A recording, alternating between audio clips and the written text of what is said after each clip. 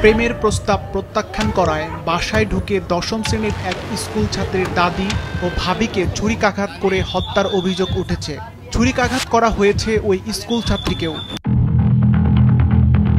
ঘটনার সূত্রপাত আজই নয়, অনেকদিন থেকেই ওই ছাত্রী যুবক সৈকত হাসানের লোলুপ দৃষ্টির শিকার হয়ে নানাভাবে উত্ত্যক্ত হয়ে আসছিল। কোনোভাবে কোনো কিছুতেই ওই যুবককে ফেরানো যাচ্ছিল না। চোখের সামনে আজ ঘটনা দুটি মানুষের লাশ পর্যন্ত গড়ালো। এ ঘটনায় হতবম্ব হয়ে পড়েছেন স্থানীয়রা।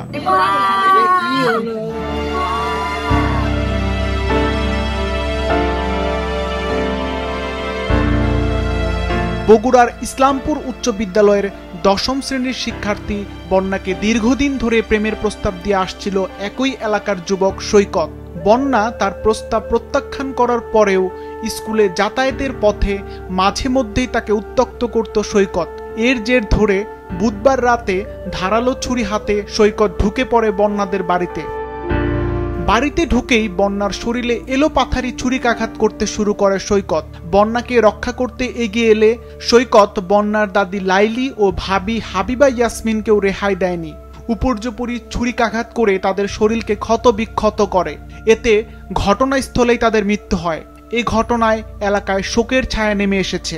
আমরা দৌড়ে আসে দেখি আমার ভাই বউ পড়ে আছে, এটি রাস্তা পড়ে আছে, তারপরে দেখি নানি পড়ে আছে, তারপরে বন্যা পড়ে আছে, বন্যা লাস্টে মেডিকেল নিয়ে গেছে। আমরা ধরাধরি করে আমার ভাই বউ করে আমরা নিয়ে গেল মেডিকেল নিয়ে যায়, দেখি সব মরে গেছে, নাই কেউ নাই, কেউ নাই, কেউ নাই। কারা করলো ভাই? কেউ নাই। এটা সৈকত সোহেলের বেটা, ওনার বেটা মারছে কনফার্ম। আমরা বন্যার মুখ থেকে শুনে আসলাম। এটা হচ্ছে লাভ স্টোরি।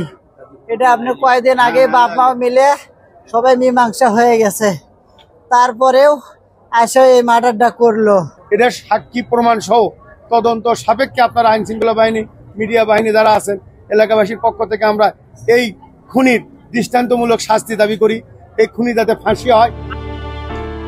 অভিযুক্তকে গ্রেফতারে গোয়েন্দা পুলিশ সহ জেলা পুলিশের বেশ কয়েকটি ইউনিট কাজ করছে বলে জানিয়েছেন জেলা পুলিশের এই কর্মকর্তা। প্রেম ঘটিত বিষয় নিয়ে একটা ছেলে বিরক্ত করতো, ফ্যামিলি এটা মানতে পারে নাই। পরে ছেলেটা তাদের বাড়িতে যায় এবং প্রথমে মেয়েটাকে পরে ফেরার সময় তার দাদি এবং তার চাচি হাবিবা এবং যিনি আমাদের লাইলি বেগম, ওনাকে ওরা আসার সময় চাকু দিয়ে হিট করে। তারা চিকিৎসা করার এক পর্যায়ে আমাদের তার দাদি এবং ওই হাবিবা যিনি চাচি উনি মারা যায়। আর মূল যে আমাদের যার সাথে প্রেমের ঘটনাটা ছিল তার নাম হলো আমাদের বন্যা, তিনি আপাতত চিকিৎসারত আছেন। আমরা ইতিমধ্যেই আমাদের ডিবি টিম এবং থানার অফিসার ফোর্স সবাই সিনিয়র অফিসাররা মাঠে আছেন। আসামিকে আমরা শনাক্ত করতে পেরেছি। আমরা আসলে আমাদের নামটা আমরা প্রকাশ করছি না। আমরা ইতিমধ্যে অপারেশন চলছে আমাদের। আশা করি আমরা কিছুক্ষণের মধ্যে হয়তো আসামিকে ধরতে পারবো।